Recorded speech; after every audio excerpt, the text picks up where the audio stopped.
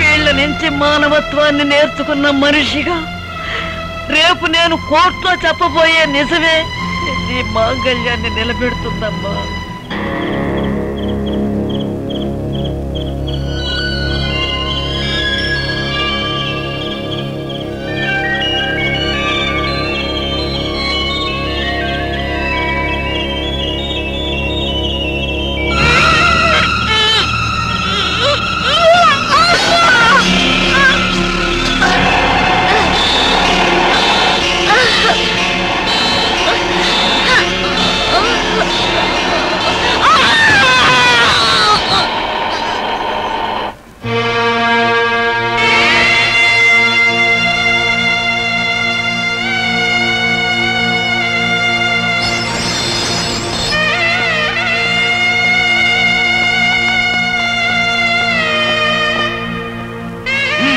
ఎక్కించండి.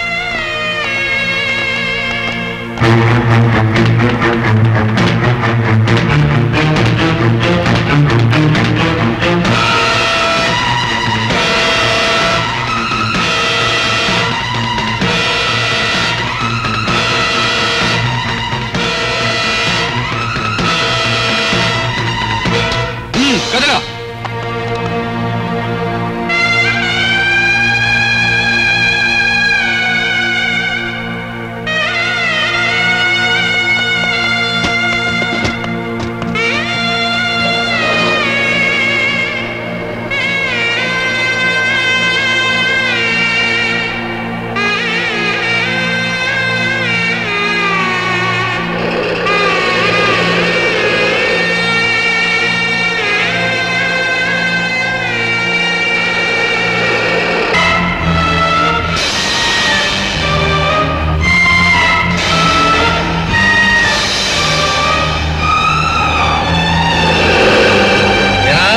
నడుము నిలబట్టలేదా?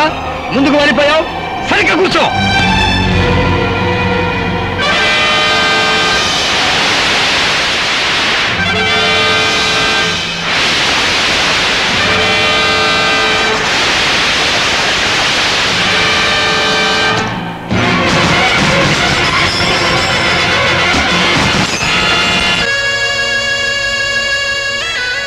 అమ్మా, ఇప్పటికే చాలా ఆలస్యమైపోయింది.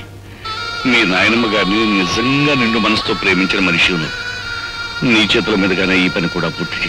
ఆయన తప్పకుండా వస్తారు. ఆ నమ్మకం నాకుందండి. ఆ నమ్మకం నీకుంటే చేతగాని వాళ్ళ చేతులు కట్టుకుని నా ఎదురుగా నిల్చోటం దేనికి? వెంటనే మన బలగాన్ని తీసుకుని శ్మశానానికి వెళ్ళు. ఆ గోపిని పట్టుకో. Yes sir.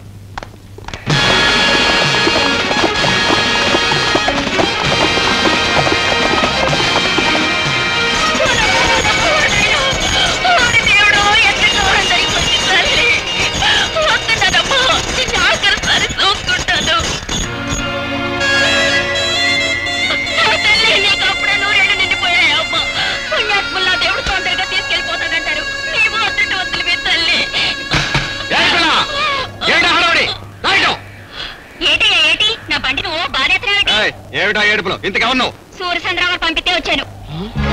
అవును, సంస్కారం లేని తల్లికి దాన సంస్కారం చేయడం ఎట్టలేక అదేదో నన్నేసేమని కిరసనాలు అగ్గి పెట్టేసి పంపించారు. సూర్యచంద్ర గారు మనుషుడు ముందే చెప్పలేదే? కానీ కానీ తొందర కానీ. నన్ను ఆడ చెప్పనిచ్చా? తొందర కానీ.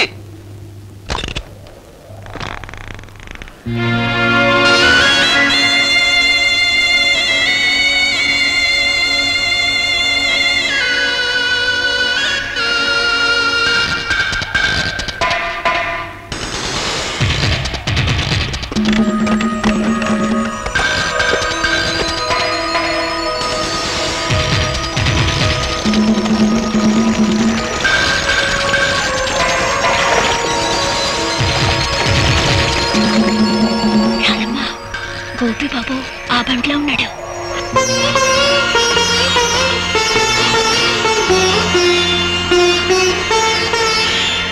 పోలీసులు. అట్టమ్మా, అయ్యో అగ్గిపెట్టి బండ్లో మర్చిపోయాను. ఇటు ఇయ్యమ్మా. వద్దండి, ఎవరి చేత్తో తలకొరి పెట్టాలో వాళ్ళ చేత్తోనే పెట్టాలి, లేకపోతే రుణాల బంధం తీరదు.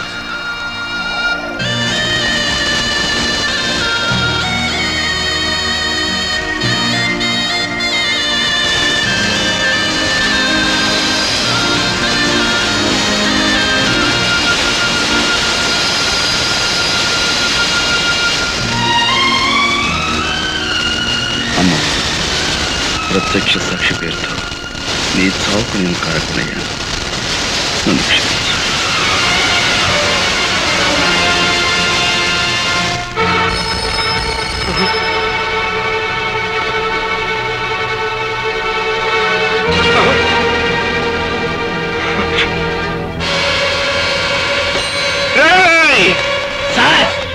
నా ఇంటి చుట్టూ 100 మంది పోలీసులు కాపలా ఉంచుతారని ఆ ఇన్స్పెక్టర్ అశ్రీ గారు చెప్పారా?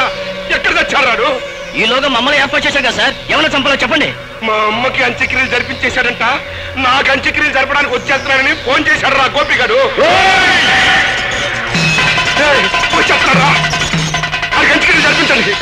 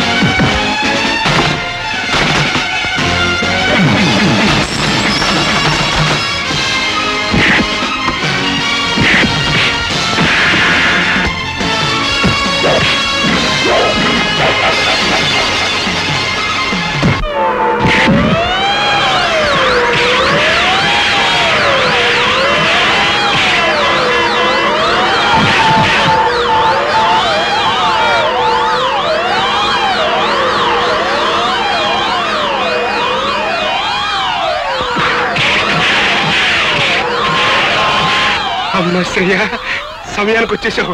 వస్తున్నా.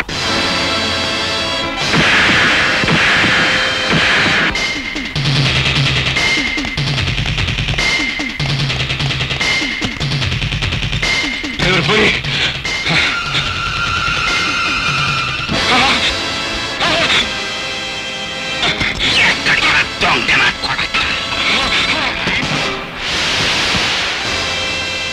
మోసం చేయటం నీకొక్కడికే తెలిసిన విద్య కాదురా. అదే మోసానికి నేను దిగజారితే నీ బతుకు చూస్తుండా.